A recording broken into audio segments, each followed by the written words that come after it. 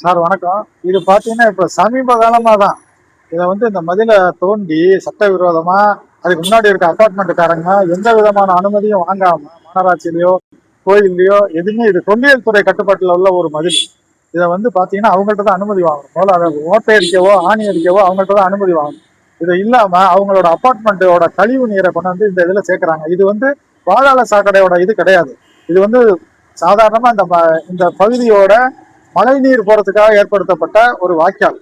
இந்த இதுல கழிவு நீரை சேர்க்கறதே தப்பு. முதல்ல ஸ்ரீரங்கம் ஃபுல்லா பாதாள சாக்கடை திட்டம் அமல்ல இருக்கிறப்ப இது மாதிரி சட்ட விரோதமா அவங்க பாதாள சாக்கடைக்கு பணம் கட்டாம மாநகராட்சிக்கு சட்டவிரோதமா இங்க இருக்க மாநகராட்சி அதிகாரிகளுக்கு பணத்தை கொடுத்து இந்த மாதிரி சேர்த்து விடுறாங்க.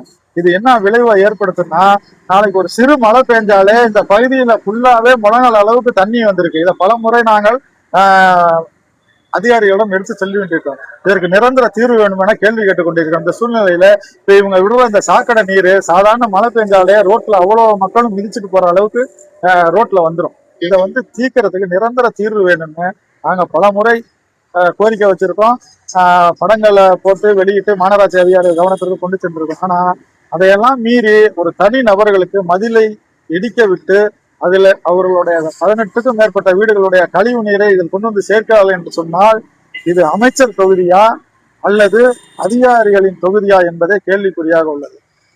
இது மாதிரி அனுமதித்தால் ஸ்ரீரங்கம் உத்தரவீதி சித்திரவீதி அடவனஞ்சான் பகுதிகளில் மதில்களில் உள்ள வீடுகளில் அனைவருமே தனியார் மதிலை ஓட்டை போட்டு இது மாதிரி அவர்கள் சாக்கடைகளை வெளியே விடுவதற்கு இது ஒரு சந்தர்ப்பமாகிவிடும். எனவே திருச்சி மாநகராட்சி அதிகாரியும் ஸ்ரீரங்கம் கோயில் நிர்வாகமும் இதை உடனடியாக தலையிட்டு அமைச்சரின் பெயருக்கு கெட்ட பெயர் ஏற்படாமல் இருக்க இது நடவடிக்கை எடுத்து இது சம்பந்தப்பட்டவர்கள் மீது துறை ரீதியாக நடவடிக்கை எடுக்க வேண்டும் என்பதே ஸ்ரீரங்கம் மக்கள் நல சங்கத்தின் கோரிக்கை. சார், இப்ப இது சம்பந்தமா நீங்க இந்து சமய அறநிலையத்துறையிலையோ இல்ல கோவில் நிர்வாகத்திடமோ ஏதாவது புகார் எதுவும் அளிச்சிருக்கீங்களா?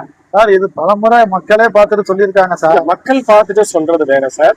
நீங்க ஒரு சமூக ஆர்வலரா, ஸ்ரீரங்கம் மக்கள் நல சங்கத்துடைய தலைவரா இது வரைக்கும் ஏதாவது கோவில் நிர்வாகத்துக்கு தகவல் கொடுத்துருக்கீங்க? இல்ல, நாங்க மாநகராட்சி அதிகாரிகளுக்கு தகவல் கொடுத்து சொல்லியிருக்கோம். இல்ல சார், இது கோவில் நிர்வாகத்துக்கு நாங்க இப்ப கவனத்துக்கு கொண்டு போயிருக்கோம்.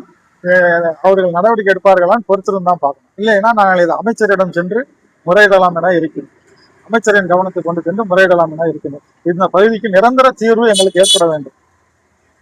நன்றி சார்.